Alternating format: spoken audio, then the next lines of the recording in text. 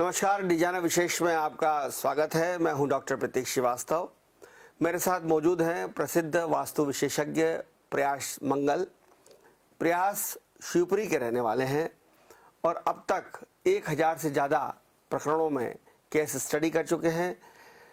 उनका खास जोर इस बात पर रहता है कि वे तोड़फोड़ करने के बजाय जो भूमि में, ज़मीन में जो ऊर्जा होती है, जो एनर्जी होती है, उस एनर्जी लेवल को बढ़ाकर वास्तु को सुधारने का काम करते हैं।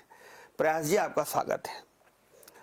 प्रयास जी, मैं आपसे ये जानना चाहता हूँ कि आपका वास्तु पैटर्न क्या। कुछ लोग जो वास्तु के नाम पर तोड़फोड़ करवाते हैं कि ये दरवाज़ा आपने गलत जगह लगा रखा है, इसको यहाँ कर लीजिए, ये किचन आपने यहाँ नहीं वहाँ बनाना चाहिए, ये टॉयलेट आपका यहाँ नहीं वहाँ होना चाहिए, और पूरा मकान ही एक तरह से तोड़फोड़ करवा के नया मकान बना देते हैं। आपका तरीका क्या है? जय जिनेंद्र। सबसे पहले मैं आज आपको यह बताता हूँ कि वास्तु कोई तोड़फोड़ का विज्ञान नहीं है। वास्तु मात्र 5 तत्वों का सम्यक संतुलन है। 5 तत्वों को बैलेंस करने का नाम वास्तु है। लेकिन आज के समय में बहुत वास्तुविदों ने तोड़फोड़ करवा करवा के घरों में, फैक्ट्रियों में वास्तु को तोड़फोड़ का विज्ञान बना दिया है।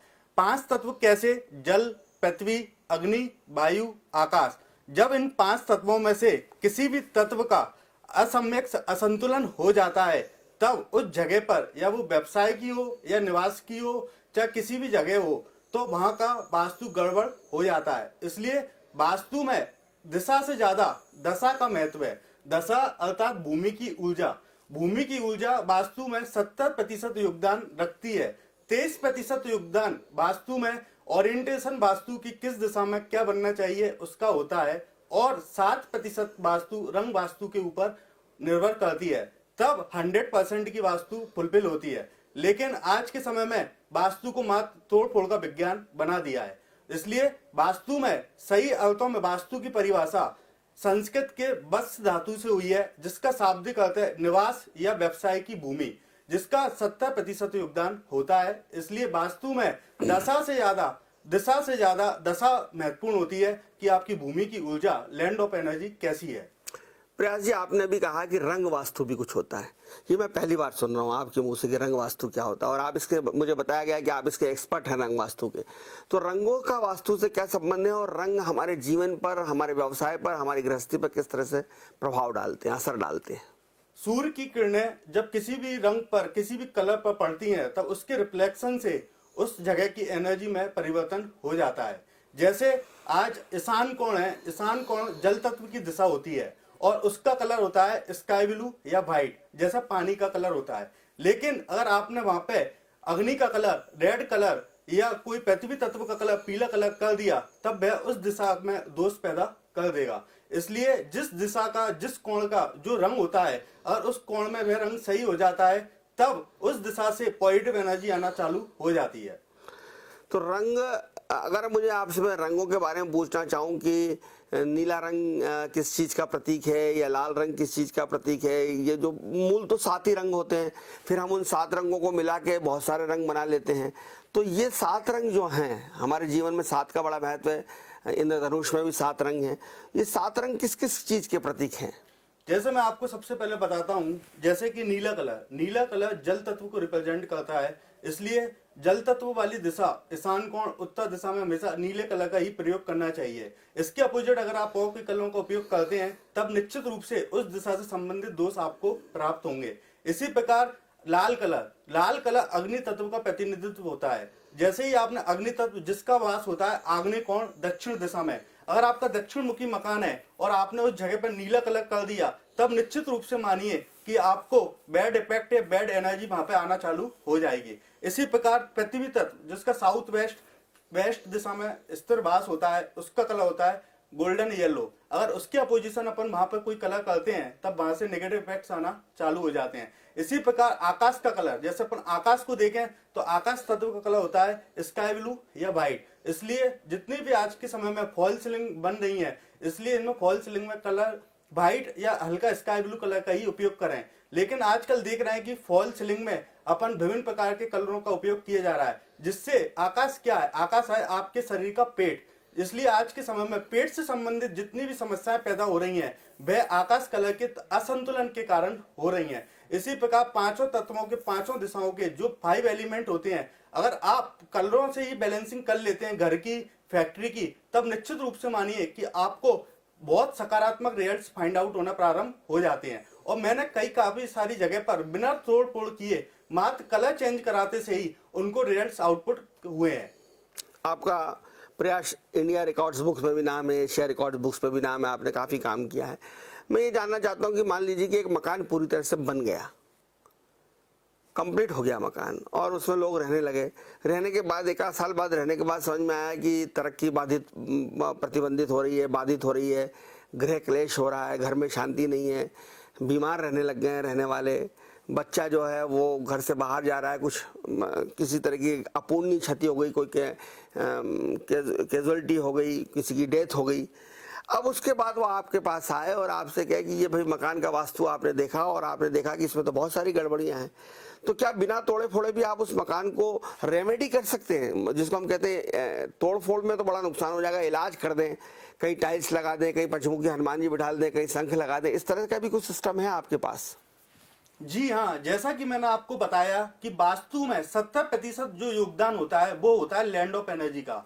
आप ये कह रहे हैं कि मकान में पूरा वास्तु के गलत बना हुआ है, उसके बाद भी उसमें प्रॉब्लम्स आ रही हैं, तो ये बात आपकी सही है। लेकिन मैंने तो काफी सारे मकान ऐसे देखे हैं जो ओरिएंटेशन वास्तु अर्थात ईशान कोण में मंदिर, अग्नि कोण में किचन, नैऋत्य कोण में मास्टर बेडरूम, वायव्य कोण में लेट बाथ, उसके बाद भी उनको उस घर में प्रॉब्लम्स आ रही हैं। तो उसमें मैं आपको ये बताता हूं कि ऐसे काफी सारे केसेस हैं जो मैंने कि सैकड़ों केसेस से ऊपर जो वास्तु दोष से युक्त थे, लेकिन मैंने मात्र लैंड ऑफ एनर्जी को जैसे ही बढ़ाया उस जगह पर और कोई भी तोड़ फोड़ नहीं करवाई, तो उसमें रिजल्ट्स 100% फाइंड आउट हुए और वह उसी भवन या व्यवसाय पर सुख शांति पूर्वक निवास या व्यवसाय कर रहे हैं। वास्तु भूमि की एनर्जी बढ़ाने के लिए आप क्या करते हैं? भूमि की ऊर्जा बढ़ाने के लिए बहुत सारे शास्त्रोगत परंपरागत मेथड हैं। तो सबसे पहले आता है मंत्रोलॉजी। भूमि की ऊर्जा जागृत करने को मंत्रों के द्वारा भूमि की ऊर्जा को बढ़ा सकते हैं। सेकंड आता है कॉपर पिरामिड, थर्ड आता है माइक्रोलॉजी, फोर्थ आता है सर्टिफिकेशन, कैल्सिफिकेशन, नंदावर्तोलॉजी। इस तरह के ग्रिड पैटर्न्स बहुत सारे होते हैं, मतलब जो बहुत सारे मेथड है शास्त्रोगत परंपरागत, तो इससे भूमि की ऊर्जा को बदलाव किया जा सकता है। मतलब जमीन को खोद के भी कुछ चीजें हम गाड़ते वगैरह हैं? जमीन में खोदकर हल्का, जैसे कि जमीन की ऊर्जा जब ज्यादा निगेटिव या नकारात्मक होती है तो उस जगह पर जैसे पिरामिड्स, पारा, ये सब चीजें जमीन में इंजेक्ट की जाती हैं और उस जगह की एनर्जी सेकंड समय में ही उस जगह की ऊर्जा परिवर्तन हो जाती है। तो आपका जोर मुख्यतः भूमि पर है, उसके बाद आपका जोर कलर पर है, लेकिन ये जो परंपरागत वास्तुशास्त्र है जिसमें कहा जाता है कि दिशाएं बड़ी महत्वपूर्ण होती हैं, तो दिशाओं पर आप जोर नहीं देते? नहीं, मैं ऐसा नहीं बोल रहा। मेरा कहने का उद्देश्य यह है कि 70% जो योगदान होता है वो होता है भूमि की ऊर्जा, 23% जो योगदान होता है वो होता है दिशाओं का, और 7% जो योगदान होता है वो होता है कलर का। तो मैं यह नहीं बोल रहा आपसे कि दिशाओं पर जोर नहीं है, लेकिन अगर मैंने ऐसे काफी सारे केसेस देखे हैं कि जिनमें भूमि की ऊर्जा बहुत पॉजिटिव है, लेकिन उन्होंने कोई भी चीज बिना वास्तु के, बिना देखे कुछ भी बना दी, तो उस जगह पर भी वह सुख शांति पूर्वक निवास कर रहे हैं, वास कर रहे हैं, व्यवसाय कर रहे हैं। और बहुत सारी जगह मैंने ऐसी देखी हैं कि जो पूरी दिशाओं के अकॉर्डिंग बनी है, सब कुछ सही बना है, उसके बाद भी वह काफी सारे लंबे समय से परेशान चल रहे हैं क्योंकि वहां भूमि की ऊर्जा नकारात्मक है। और बात रही कि अब दिशाओं की, तो मैं दिशाओं पे ऐसा नहीं बोल रहा, मैं दिशाओं को 23% का महत्व दे रहा हूं। दिशा 23% महत्वपूर्ण स्थान रखती है। क्योंकि जैसे पूरब दिशा में सूर्य ग्रह का वास है, तो पूरब दिशा से जो शुभ ऊर्जाएं प्राप्त होती हैं तो वो तो पूरब से ही मिलेंगी ना। अगर पूरब दिशा से सूर्य उदय होता है तो मैं थोड़ा, या मैं कोई भी शास्त्रोगत की उसको पश्चिम से उदय कर देगा, तो पूर्व दिशा से सूर्य उदय होता है तो पूर्व दिशा की ऊर्जा पूर्व दिशा से ही मिलेगी, दक्षिण दिशा की ऊर्जा दक्षिण दिशा से ही मिलेगी। इसलिए दिशाओं का 23% योगदान है और भूमि की ऊर्जा का 70% योगदान है। इसका मतलब ये हुआ कि जब आप जमीन लेते हैं तभी आप, अगर प्लाट ले रहे हैं मकान बनवाने के लिए, दुकान बनवाने के लिए, गोडाउन बनवाने के लिए, या खेती के लिए प्लाट ले रहे हैं, जमीन ले रहे हैं, तो उसके पहले आप जैसे विशेषज्ञ से संपर्क करना चाहिए और पूछना चाहिए कि जमीन लेना चाहिए कि नहीं लेना चाहिए। देखो, सबसे पहले तो भूमि के लिए सबसे पहले भूमि परीक्षण मेथड होता है। किसी भी आप पुराने शास्त्रोगत परंपरागत वास्तु की बुक में पढ़िए, सबसे पहले विचार आता है वास्तु परिचय, कि वास्तु है क्या। सेकंड नंबर पे जो मेथड नंबर सबसे ज्यादा जो नंबर मिलते हैं वो मिलते हैं भूमि की ऊर्जा भूमि परीक्षण को। तो इसलिए सबसे पहले ये देखा जाता है कि आप कोई भी जमीन खरीद रहे हैं या कोई भी चीज जिस पर आप भवन या व्यवसाय या कोई फैक्ट्री का निर्माण कर रहे हैं, तो उस भूमि की ऊर्जा कैसी है। जिस जगह पर भूमि की ऊर्जा सकारात्मक होती है, ऑटोमेटिक उस जगह का डेवलपमेंट होता जाता है। और जहां भूमि की ऊर्जा कम होती है या भूमि नेगेटिव होती है, वहां मैंने ऐसा देखा है काफी सारे केसेस कि बहुत लंबे समय से उन पर बहुत पैसा निकला हुआ रखा था उस चीज को बनाने के लिए, तब भी वह उस जगह को या उस व्यवसाय स्थल को नहीं बना पाए, कुछ ना कुछ व्यवधान उसमें आते गए। इसलिए भूमि को आप देखते हैं सबसे पहले तो आपको 100% ये है कि आपको आने वाले समय में किसी भी प्रकार की कोई समस्या नहीं आएगी। भूमि अगर नकारात्मक है तो सकारात्मक बनाने के आपने तरीके तो मुझे बता दिए कि आप उसमें कापर और पारा और बहुत सारी चीज़ इंजेक्ट करते हैं, मंत्रोलॉजी करते हैं वगैरह। लेकिन कोई भूमि नकारात्मक है या कोई भूमि सकारात्मक है, इसका परीक्षण आप कैसे करते हैं? क्या आपके पास कोई मशीनें रहती हैं, कोई यंत्र रहते हैं जिनके जरिए आप उसकी एनर्जी को, लेवल को नापते हैं? भूमि की ऊर्जा लैंड ऑफ एनर्जी चेक करने के बहुत सारे पैटर्न्स होते हैं। सबसे पहले लेचर एंटीना, 2 कॉपर की रॉडों से भी भूमि की ऊर्जा लैंड ऑफ एनर्जी को चेक किया जा सकता है। घूमने लगती हैं जी। तीसरा पेंडुलम से भी भूमि की ऊर्जा को चेक किया जा सकता है। या अपन उस भूमि पर जाकर 1x1 का सेंटर में गड्ढा करा के उसमें जल को भरकर कितनी देर तक वो सैचुरेटेड अनसैचुरेटेड हो रहा है, इस तरह की बहुत सारे मेथड्स होते हैं जिससे भूमि की ऊर्जा को अपन चेक कर सकते हैं। और भूमि की ऊर्जा को चेक करने के बाद आपको ये पता चल जाता है कि भूमि सकारात्मक है या नकारात्मक है। नकारात्मक होती है तो आप डॉक्टर हैं, आपके पास उसका इलाज है, उपचार कर देते हैं, और सकारात्मक है तो फिर तो कुछ करने की ज़रूरत ही नहीं है।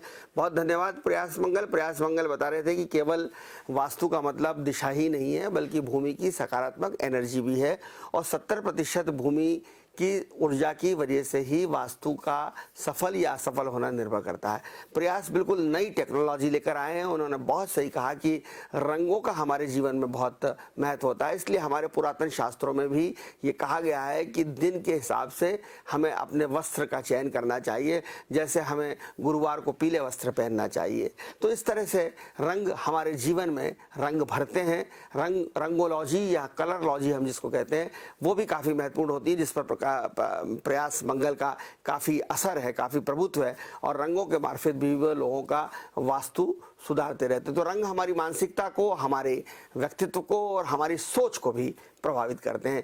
वास्तु एक विज्ञान है, ये किसी किस्म का अंधविश्वास नहीं है, और वास्तु के आधार पर हम अपने मकान में तोड़फोड़ करें, अपने मकान में बहुत ज़्यादा व्यापक बदलाव करें, यह पुरानी बात हो गई है। जो नए वास्तुशास्त्री हैं प्रयास जैसे, वो उसी मकान में वास्तु के जरिए, रंगों के जरिए, भूमि के जरिए आपके मकान का वास्तु, आपकी दुकान का वास्तु, आपकी व्यवसाय का वास्तु अनुकूल बना देते हैं। और जब वास्तु अनुकूल हो जाता है तो भाग्य भी अनुकूल हो जाता है। देखते रहिए डी जाना न्यूज़, खबरों का सिलसिला जारी है, जारी रहेगा।